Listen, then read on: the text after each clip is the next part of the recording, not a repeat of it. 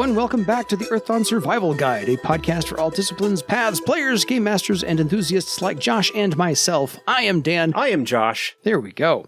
And on today's podcast, we will be discussing all things quizzical and geographical. We have a small little bit of email to get to first, and after that, we'll touch upon one of the geographical oddities of Earthdawn, Death's Sea. So if you have any questions for us, please let us know at edsgpodcast@gmail.com. Anything we need to announce before we get right into the emails, Josh? Only if I had kind of put this in the show notes and mentioned it in the past. The recorded streams from FreedoniaCon are, most of them, uploaded to the FASA Games YouTube channel. Yes. So if you missed any of those and you want to go check them out, that is where you can find them. Luckily, our podcast, episode 60, which was live, only has about 3 or 4 views, last I checked. So people would rather hear us than see us, which is all good for me, since I have the face for radio. Had to be said. So let's get right to the emails. We got 4 rather long, lengthy Lesson 201 emails we can get to instead of 101 emails. So this is from Riley.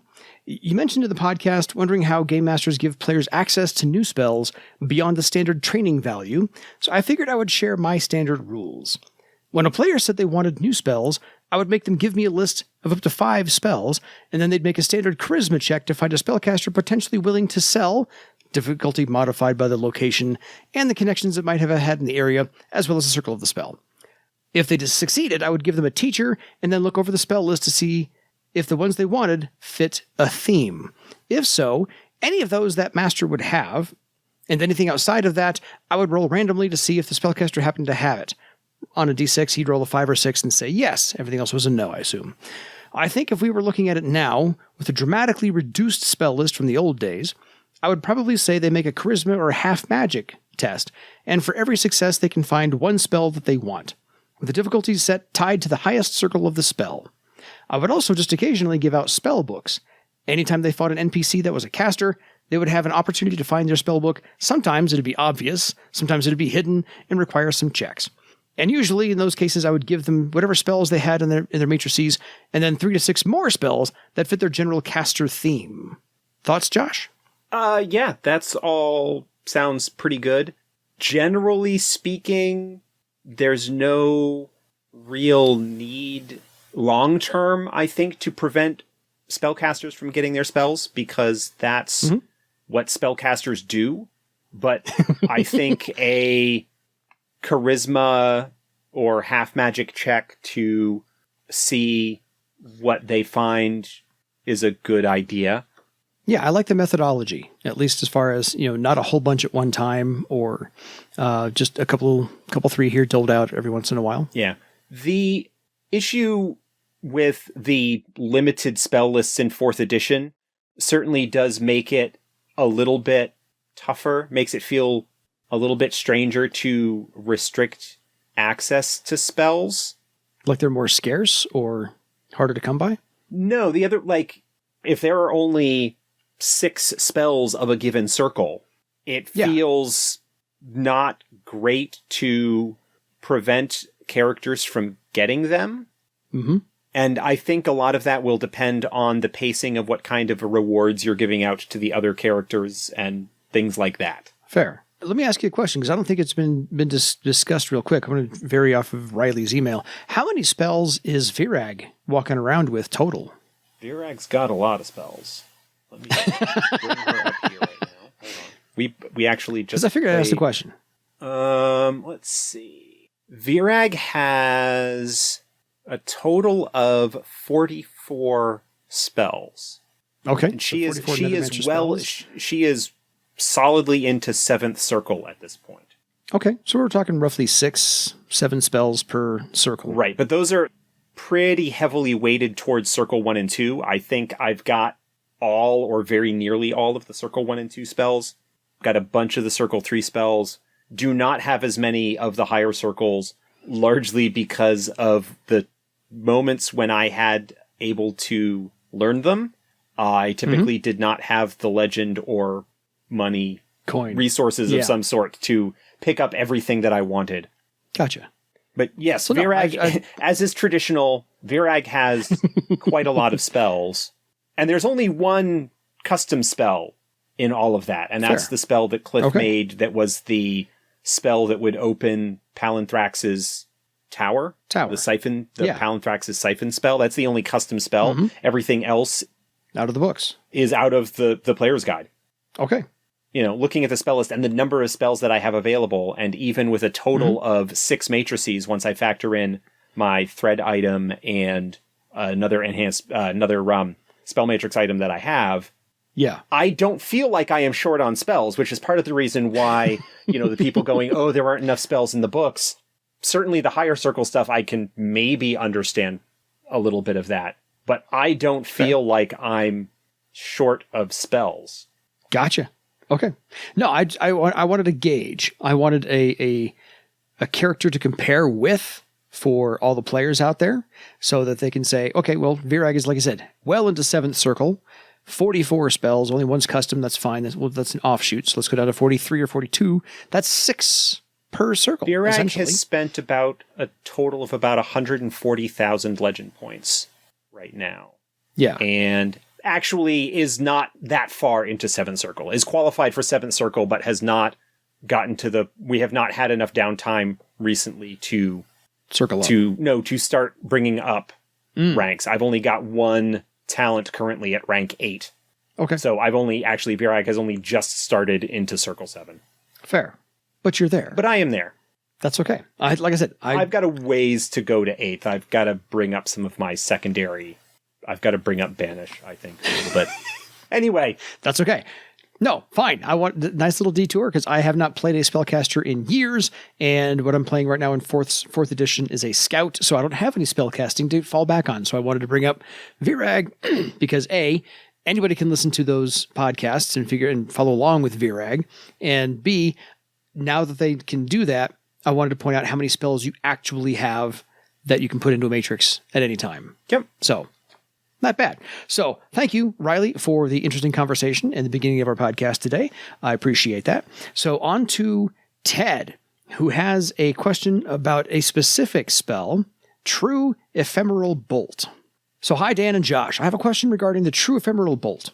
The debuff is described as -2 to the target's next sensing test.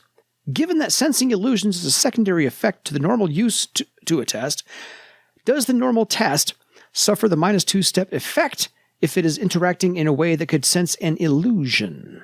He gives an example while Josh ponders this. For instance, would a melee attacker who has been hit by a True Ephemeral Bolt suffer an additional -2 steps to land a melee attack against a target under Monstrous Mantle, where a high enough total might sense the illusion? Or is this one of the rare instances where the unmodified step is rolled and a modifier applied to that?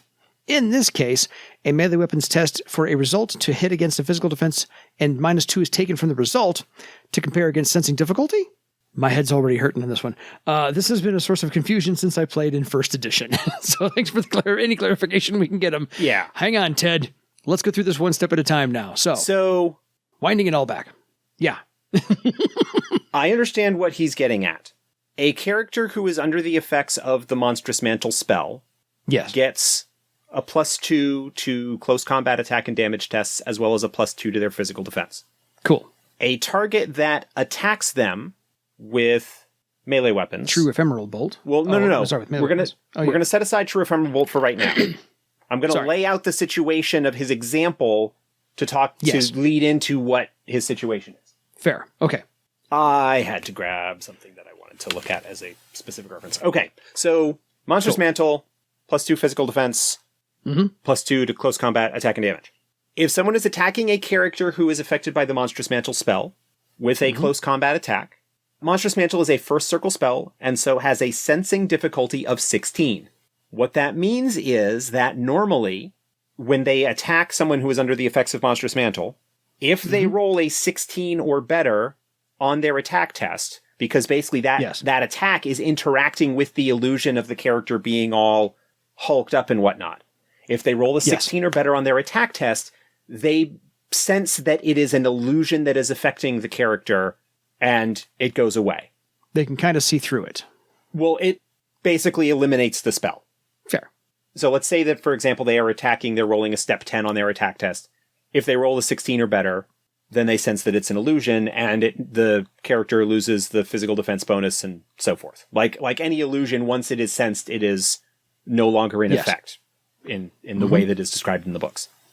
The situation that Ted is describing is saying, okay, now let's say the attacker got hit by a true ephemeral bolt successfully. They are supposed to suffer a -2 penalty to their next sensing test. So when they are rolling to attack that character, when they are making their melee weapons attack to attack the character with Monstrous Mantle, do they suffer the -2 penalty on that roll? And so instead of rolling step 10, they roll step 8, with the target number still being a 16 to sense it. But what that does is that it makes it harder for them to hit the target, which is already being factored in by the fact that the target gets a +2 to their physical defense. Yes. Or should they roll their normal step 10 and only determine if they sense it by subtracting 2 from the result of that roll? The roll. So that effectively they would need to roll an 18 or better because you subtract the 2 to make it 16. Flip it around, increase the target number to an 18 for the ability to sense it. That basically it doesn't affect the attacker's ability to actually make the attack. It just makes it a little bit harder for them to sense the fact that it is an illusion. Okay. I cannot recall off the top of my head whether there has been official errata or clarification issued on this. I am inclined to handle it as the latter, that it does not actually affect the step that they roll for the attack. It just means that they're going to need an effectively higher result in order to sense the target. This is something that in the course of development of the first edition illusionist spells and having some spells that play around with sensing tests and that sort of thing. Yeah. That I don't think all of the consequences completely fully thinking through of what that -2 penalty meant in that regard. So I would be inclined and generally would advise people to don't change the step. And also in part because if you flip the situation around where you've got an enemy that has Monstrous Mantle or some other kind of illusion on them. Yeah. And it's a player character that has been hit by a true ephemeral bolt. If you tell them that they need to reduce their step by 2, then they're gonna know that there are illusions in play, potentially. Fair. I think if I were to go back at this point, I would probably look at handling that differently. Okay, fair. Maybe look at handling it similarly to False Sight, I think is the name of the illusionist talent that allows them to boost the sensing difficulty of their illusions. You might handle that in a similar way in terms of how the mechanics work. I hope my talking through the problem clarified it not only for you, but for anyone else that might have been listening and not quite following what was going on. I think so. And that I answered the question with the way that I would handle it. No, I think you did well because it's, to your point, how much should the game master give away that there are illusions in play? So it's easier just for them to modify the target needed to sense it rather than tip their hand and let the players know that there are illusions going on, so they have to reduce their dice rolls. So I like the solution, which is just... It's not quite as bad in 4th edition where we got rid of the funky, I want to disbelieve and roll a test kind of thing. Yeah. Wanting to disbelieve an illusion takes place in very specific circumstances and is kind of an all or nothing deal. Fair. But it's still, the interactions with illusions can get a little bit weird. That's okay. Illusions always make things a little bit weird. As they should. That's the point. So on to a rather long email from Lee, who says we didn't have to read this out loud. I just think it's fun to do so because it might spur anybody else's imagination to their campaign as well. So hi, Dan and Josh. Interesting discussions. Thank you both for your continued efforts in disseminating the love. You don't need to read this out, but it's more of an ideas for future broadcasts thing. His ideas on passions.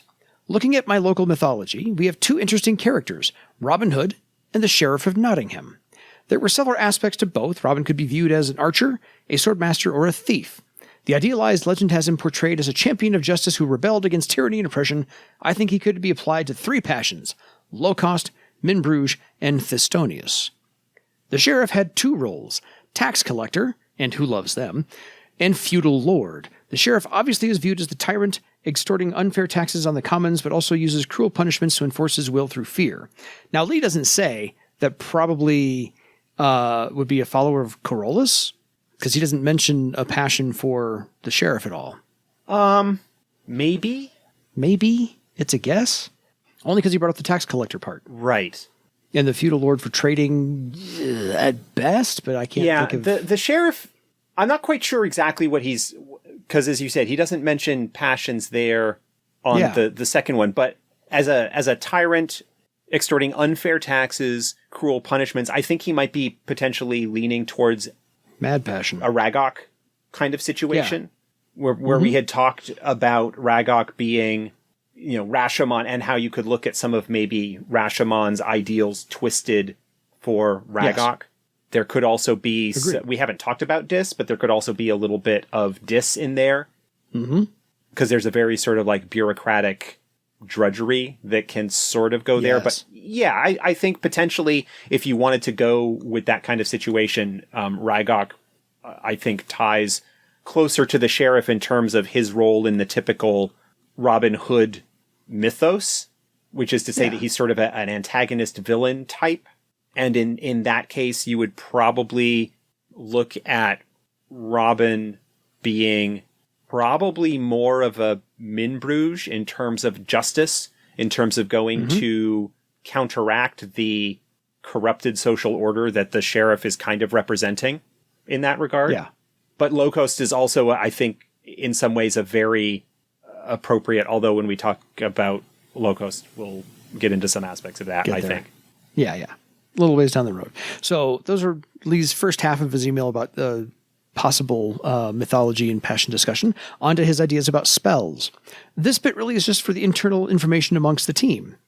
So, mostly to Josh and his collaborators. I'm really enjoying playing a Nethermancer in my current 4th edition campaign. We've been joined by 2 new to Earthdawn players, and I'm constantly reminding them Nethermancers aren't like D&D Necromancers. Yes. The removal of undead creation and control spells from the Nethermancer toolkit in 4th edition, I feel, is a step in the proper direction. I know Morgan is currently working on a further core magic supplement, but I just wanted him to know that the distinction between PC Adept, Horror, and Mad Passion Quester is clearly defined, as only 2 of those can currently reanimate corpses. I like that the Nethermancer cannot. Anywho, rambling over and looking forward to the next podcast. Lee. Yeah. Thoughts? I think that's cool. Yeah.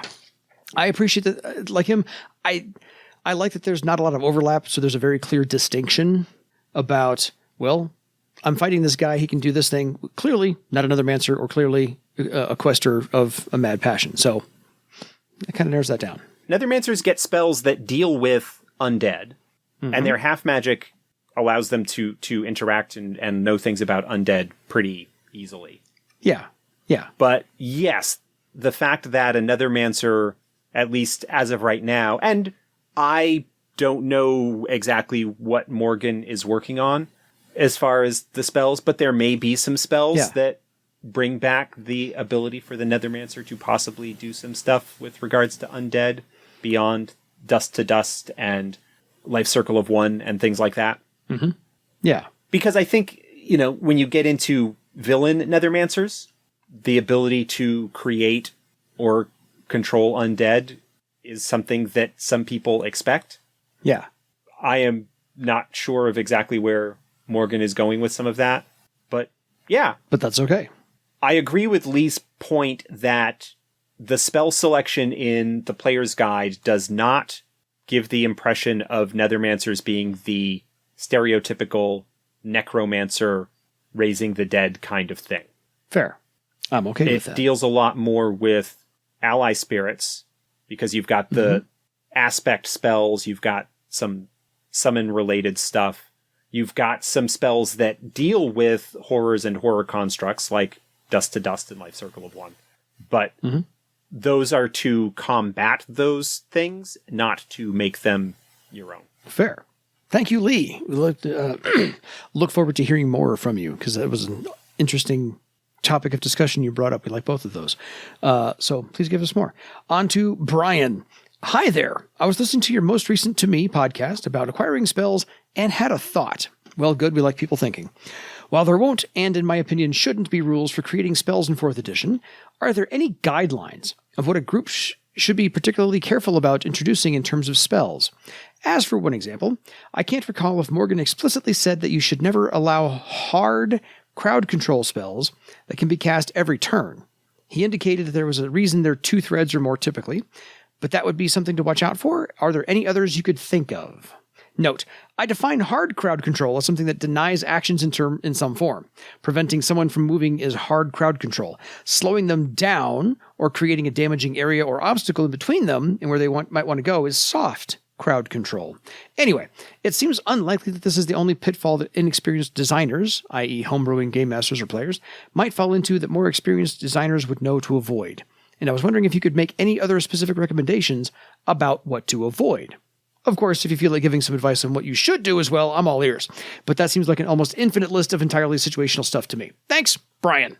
So, anything else you can think of or something to watch out for about hard crowd control spells that can be cast every turn? Well, I want to talk about hard crowd control a little bit first. Fair. Because that messes around with action economy a little bit. Mm-hmm. And if you can lock down a target so that they can't take any actions.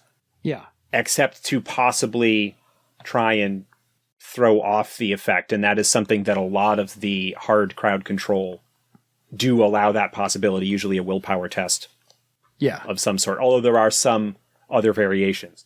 But if you can lock a target down, remove them as a hazard in a combat situation, that can be a dramatic shift in terms of the balance of power simply because of action economy. And that goes both ways. Part of the reason is that if we have spells that do hard crowd control on enemies, in theory, that stuff should also be available for enemies to use on player characters. And it's never really that much fun for those tables to be turned, for a character to be completely locked down and unable to act while the other folks continue to have free reign. Mm-hmm. So there are 2 aspects of that. One is allowing resistance tests each time to throw off the effect. The other aspect of that is that hard crowd control spells generally should require the caster to maintain concentration so that you're trading action for action. If you're going to deny somebody their action, you need to spend your action to do so. Yes. Because if you are able to cast a lockdown spell, hard crowd control, every round without needing to sacrifice your action to maintain that, it does not take that much effort overall to lock down, an enemy force, and it kind of changes how battles work. At that point, you're looking at who can get off their crowd control spells more quickly to basically lock down the target. Also, as an added step to that, you really want to be careful with crowd control spells that lock down multiple targets, because that gets the efficiency even higher. Yeah. Generally speaking, it's not so much effects that you want to avoid, crowd control, I think, being the biggest one. You want to be a little bit careful with spells that deal damage, only in the sense that you want to balance those while keeping in mind will force, which is a damage adder in much the same way that you see with crushing blow and melee damage boosters from close combat types. So you want to make sure that when you're looking at the damage that you do with spells, particularly lower circle spells, of how that's going to change when will force becomes available, because will force is going to immediately spike the capability of those damage spells to come out. Mm-hmm. So you want to be a little bit careful with that. And if you're going to have any kind of secondary effects that go along with those, with damage, like if you look at kind of the standard Circle 1 0 thread spells that each of the disciplines get, if there's going to be a secondary effect that goes along with it, you want to scale back the damage a little bit as kind of a counteraction. The number of threads you need to keep in mind, because a 1 thread spell once you get into Journeyman Circles, becomes a spell that can be cast every round. Mm-hmm. And so 2 or more threads, that basically 2 thread minimum means that it can at best be cast every other round. Yeah. And you maybe want to keep that in mind when you're looking at the effects that it can do, is how frequently it can be brought to bear. Generally speaking, understanding that additional successes allow multiple threads to be woven. So the difference between a 2-thread and a 3-thread spell is not actually that huge in terms of caster action economy. I'm sure Morgan would have a lot more coherent thoughts on that. I also was just going to think that, watch all this discussion about hard crowd control and soft crowd control, and Morgan's going to come up with a new spell out of the new book called crowd control. I'm just saying he's going to blow this whole thing wide open and make this entire discussion moot. The other thing that you want to keep in mind, because magicians are really effective at area effect stuff, that as a discipline that's something that they can do more effectively. And that is also something that you need to keep in mind as far as scaling goes. If you're going to have a spell or effect that is area effect that targets multiple people, you maybe want to be careful about how much it can output, only because a blizzard sphere, which can affect multiple targets, you want to be careful how that shapes out in terms of how much damage a warrior of 5th circle or whatever could put out in terms of their actions and how many opponents they could deal with. It's just a matter of looking at those sorts of things and within the context of how does this shape up in comparison to what other disciplines can do. That was one of the things that kind of could have been seen as an issue with earlier editions and the spells that were available, is that when the higher circle area effect spells became available to magicians, and why magicians could be seen to be a little bit overpowered, is that they could potentially, because of an area effect spell, put out more damage on multiple targets at once than even a multiple attack capable swordmaster or warrior would be able to do at the same circle. So there are some potential issues there. But yeah, crowd control, debuffs, all that sort of thing, those are the kinds of effects that are the bread and butter. Area effect stuff is really cool for magicians because that's an area that most disciplines can't really get into particularly well. Exactly. And it's from a designer standpoint, like you said, it's just finding the right balance in action economy plus how many people you can actually affect and so forth. So you gotta make them work for it. Yeah, looking at the numbers as well and understanding that different players and different tables have different feelings on balance. And Morgan and I sometimes joke with each other, if we've got people who are saying this is awesome and other people who are saying it sucks, we're probably in the right place. Yes. Can't please everybody all the time. So, cool. Thank you, everyone, for the interesting emails. It led to some in-depth discussion for the last half hour or so. Appreciate all of them. So if you have your own questions for us on anything we've ever talked about or something you want us to talk about, please feel free to email us at edsgpodcast@gmail.com. Why I went into iambic pentameter right then, I have no idea, but that happens. So otherwise, next up, we're going to get into something geographical because we have just a little bit of time left. And I figured this was nice to do because it is a unique aspect in Earthdawn that I don't come across in a lot of other places, which is, oh, look, you can go to active lava pits. And Death Sea is not just molten lava. There's a story behind it as well. There's a wonderful legend about death being imprisoned under Death Sea. Yes. So it's the Passions actually got together. And Garland had this whole thing where she was sad that because the universe loves life above all, she said, because life holds the joy and wonder that give the universe meaning. We must protect life or all will sink in despair. So she had the idea that they needed to solve death. And Jaspri suggested his imprisonment. Yeah.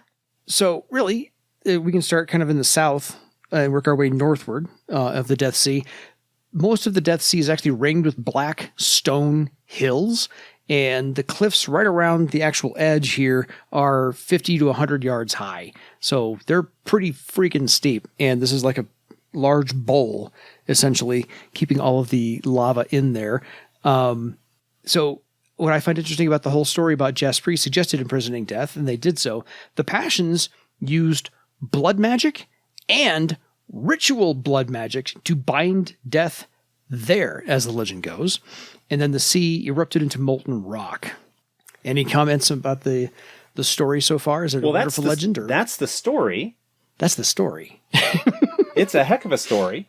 Yeah. I don't know how much people want to actually include that when they send their adventuring group or their party down anywhere near Death Sea. Yeah. There is a cult that is dedicated to the idea that if enough Namegiver blood is spilled on the lands of Barsave, that it will free death. The Keys of Death is what they're called. Yes. And they're basically a group of assassins and sinister cultists, great bad guys to serve as enemies. Story foil. Yeah, or story foil, something like that. The nature of Death Sea and whether the story of it is true or not is up for debate. You know, the idea of the Passions using blood magic or ritual blood magic seems a little bit strange in terms of what we know about the Passions and the way that they are able to act and so forth. But like many sort of myths and tales, it is something that was perhaps created as a way of explaining why there is a massive sea of molten rock and elemental fire in the southwestern corner of the province. Mm-hmm. Regardless of the truth of it, Death's Sea is there. There's no denying that. Yeah.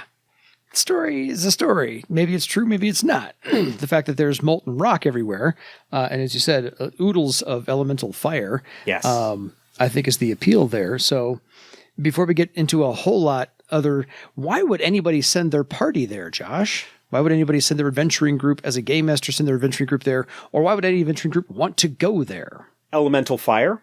It is probably the number one place in Barsave to harvest true fire, which is a useful and valuable commodity. Useful in enchanting.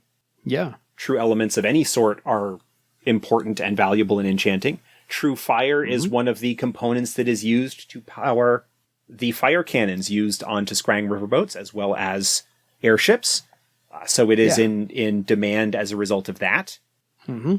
So that would be one notable adventure hook. Yeah. Why groups might want to go there, even if they're not necessarily interested in gathering those things themselves. There are plenty of folks that are. And when a mining ship goes missing or an expedition or something happens and danger is suspected, then the player characters are apt to be hired to go and look into it. Yeah, because you can't just go get elemental fire and walk out of there. You actually have to have an orichalcum container to fit that in, or it's going to burn its way through the hull of or clothing or whatever you've got for protective gear. It just isn't going to work. So, and then in addition to the true fire, there are plenty of creatures that are unique to that environment. Mm-hmm. And so their bits and pieces might also be useful in terms of enchanting or something in a ritual that might be needed. Elemental spirits are also, fire spirits are also fairly common there, and certainly likely to be powerful ones because of the connection that's there. And so if your elementalist is looking to gather information or anyone is looking to gather information that might be known by a fire spirit, having them in that area is another potential hook. And it's also just an interesting and dangerous terrain where the conditions themselves are going to pose an obstacle to the player character group. Even if you're dealing with a higher circle group, when you have a hazardous environment like that, it's similar to the Badlands or the Wastes or the Mist Swamps, where we'll get there in a minute. we'll talk about those eventually. We'll get there in a minute. Yes, but at that point, you're looking at an exploration, at survival themes, groups that might need to be a little bit more careful with the logistics of their expedition, or having magic like scouts, wilderness survival talent available not only to them but to beastmasters and some other disciplines as well. Yeah. Knowledge skills. Death's Sea is a dangerous and hazardous area, and because of the danger that it presents, there were some folks who tried to use that to protect themselves during the Scourge. So there could be, in the vicinity of Death's Sea, near its shores, kaers, or forgotten lairs of magicians, elementalists most commonly, but perhaps any magician that might be looking for an isolated place to perform their experiments where people wouldn't be likely to come across them. Yeah. The third book in the Gerol trilogy, Poisoned Memories, I think, has a bit where there's an island in Death's Sea that is a place where some stuff happens. And so it's, even setting aside the elemental wealth and hazards that are present there, it's an exotic and interesting location. I remember in one of the Earthdawn journals, there was actually a adventure written that takes the player characters near the Death Sea, not exactly over it or onto it. They didn't have to go there by airship, but it was very, very close that they had to suffer the effects of heat and dehydration. And don't remember what the name of that one was called, but it introduced a whole separate tribe of people that had never been explored before throughout the rest of Earthdawn material. So that's in one of the Earthdawn journals. But I remember running my party through that one as well. So I think it was in issue. I want to say 2. That was my favorite issue of all the 9. Sounds right. It's the one that I don't have a physical copy of. eBay. I have all the physical copies. Anyway, so on to Death. So yeah, Death Sea, oddly enough, because it is a lot of molten rock, there actually the entire amount of it causes a glow because of course it's burning hot. And so the shore of the Death Sea, as I said, is mostly black stone hills and very tall cliffs. Right just northwest of that are the Twilight Peaks. This glow from Death Sea is what gives the Twilight Peaks their glow. And so that's how the Twilight Peaks got their name, that they're constantly at twilight, whether the sun is up or the sun is down. Because the molten magma there is red and orange, and true fire is, of course, very white and very sparkly. So you can find it that way to do so. But if you are going to go mining there at all, read up on a fire miner's advice on how to do that. So basically you're down there in a loincloth and some protective boots and some protective gloves to mine this stuff, and you're jumping onto what they call a fool's island, which if you don't respect it, you're going to die real quick because they disappear. They they bubble up and disappear really, really quickly. Yeah, the most basic form of fire mining involves sailing your barge protected by magics from the heat, tossing elemental air off of the side of the ship down into the lava to cause an explosion that will bring kernels of true fire to the surface, and then sending somebody down to gather it up as quickly as possible and hopefully not get eaten by nasty critters that may be drawn to the activity of what's going on. And you've got magma beasts and firebirds. Viraz, is that the name of the creatures? I want to say that they are. And then firebirds and fire eagles. Fire wraiths, firebirds, fireworms, magma beasts, lava fish, salamanders. Anything heat-based you're going to find there, and there's more than half a dozen. I just don't have all of them off the top of my head. And they are all nasty. Tough, nasty. Your novice player characters are not going to do well against. I have a character who plays in my campaign when I get a chance to run it, who is an absolute pyromaniac. And his favorite quote is, "When I make it rain, things burn." So every once in a while, I throw them close to the Death Sea. That way I'm like, you have to think outside your own little box of just making everything burn. So, because go ahead and hit a firebird with fire spells. It tickles. So there's that. So moving just a little bit northward out of the Death Sea, there is what is called Dead Man's Gullet. north to the Scarlet Sea, because the Scarlet Sea is also just a little bit smaller than Death Sea. What, about a quarter of the size? And it's also, magma and hot as Hades, because the Serpent River flows over the Scarlet's northern edge, creating the mist swamps and making the heavy rains of the mist swamps. But there's an island really in between Scarlet Sea and Death Sea, which is known as Mount Bloodfire, and it is a volcano. And has many, many honeycombed caves in there, ripe for exploring to your detriment, to your fortune. We talked about, actually, back in the Riverboat episode, about the Scadians and their kingdom, their former kingdom, back before the Scourge, was on the shores of Death's Sea. And so a lot of the ruins of that culture, that civilization, that nation could be found along the northern shores around the Scarlet Sea and in the what would be sort of the eastern foothills of the Twilight Peaks. So, two wonderful areas to explore. So the Scarlet Sea is actually better for fire mining. It's not as rich in elemental fire, but it's a little bit safer. It's not quite as hot. Yeah, it's a little bit smaller, not quite as dangerous from a denizen perspective, inhabitant point of view. So it is a little bit safer, but you are not going to get quite the wealth of true elemental fire out of it that you would from Death's Sea itself. So it's a trade-off. Go maybe a little bit safer, not strike it quite as rich, or risk more for a greater potential payoff.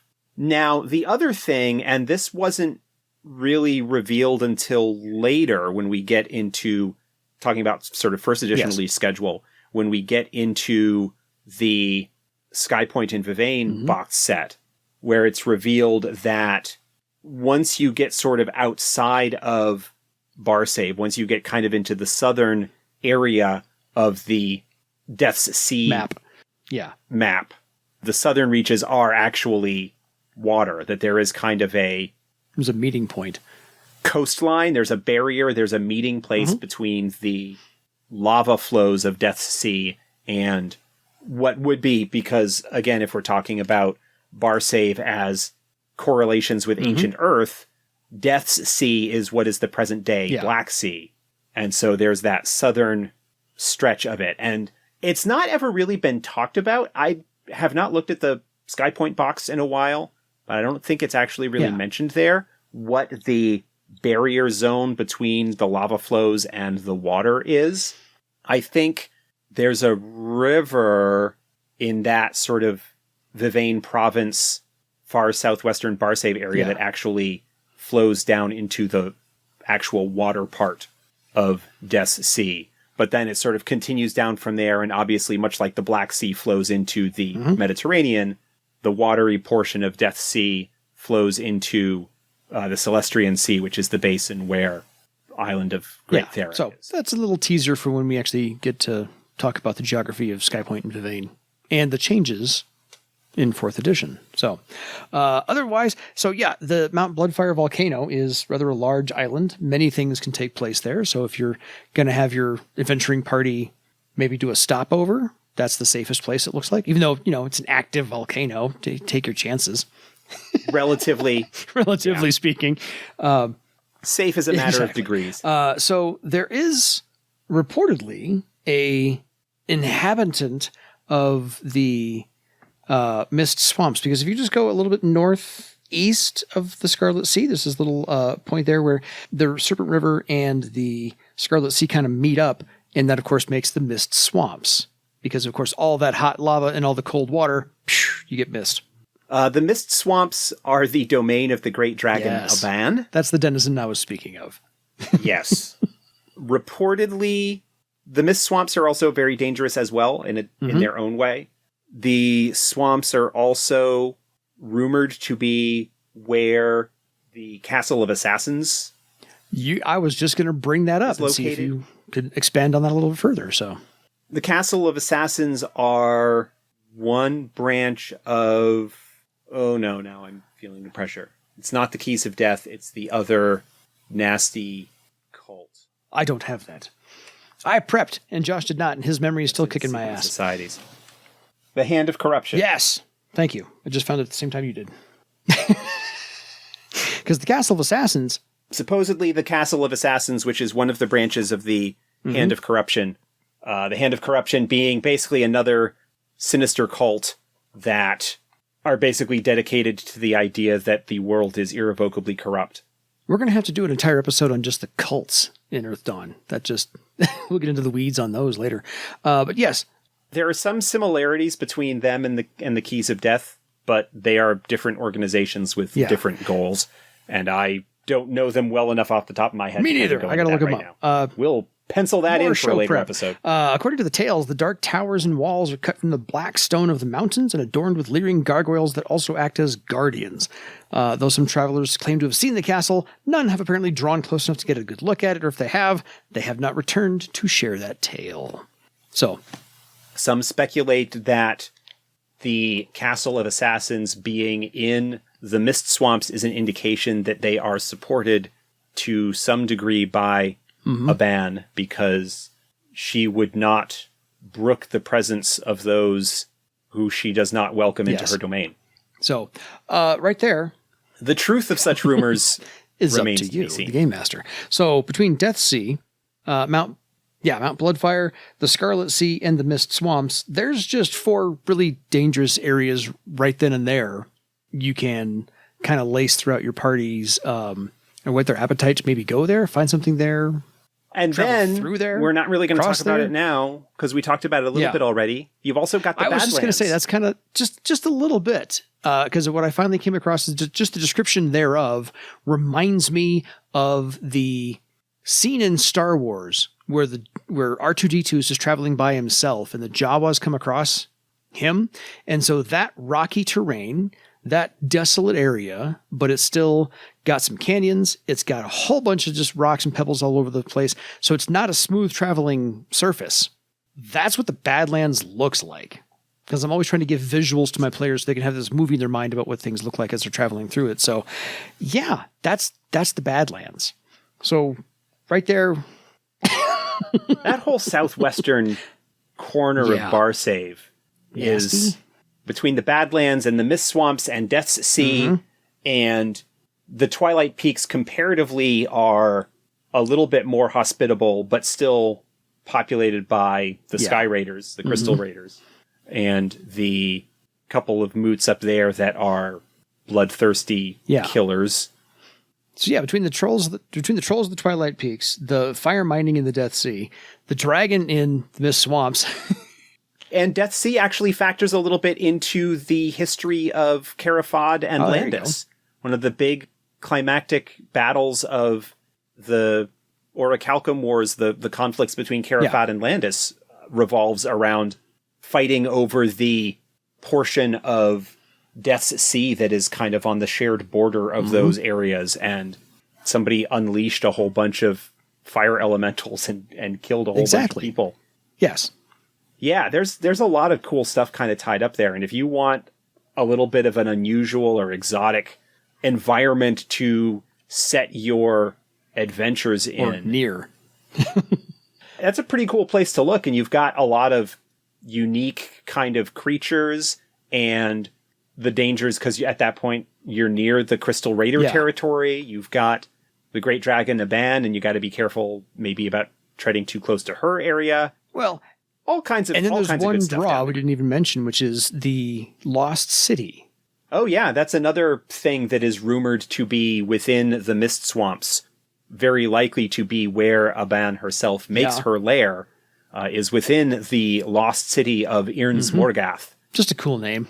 Which is supposedly a city from long ago. Pre-Scourge. The previous, we're not even talking pre-Scourge, we're talking about previous Age of Magic kind of thing, and who knows what kind of secrets and treasures and such can be found I'm there. just the kind of game master that, yes, that's where I would put a band to hang out.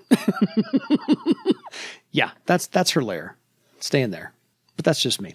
So I figured we could hit a few more geography topics on a couple of the upcoming podcasts. And so I wanted to start with Death Sea because it was brief and would fit into exactly half of a podcast with email coming up at the beginning of it. So if you have any ideas, actually tell you what, if you have any adventures you've actually run through the Death Sea, the Scarlet Sea, the Mist Swamps, or the Badlands, send them to us. Josh and I would love to read them. If you want to read on air, we can do that as well. But otherwise, we just love to read them, period. So I want to see what everyone's creativity has been within and around the Death Sea in that whole, like Josh said, the bottom corner of Bar Save there. But otherwise, folks, any final thoughts on anything we talked about today, Josh? No, I think we covered everything pretty well. I don't see any reason to belabor the point anymore. No, Death Sea's pretty cool. It was a nice little wrinkle in the just terrain of where you could go and bar save, because we had rivers and land. This is a river of land. So otherwise, folks, we will see you next time, or you'll hear us next time at the very least. So until then, it's time for you to go explore your own legend. Good night, everybody.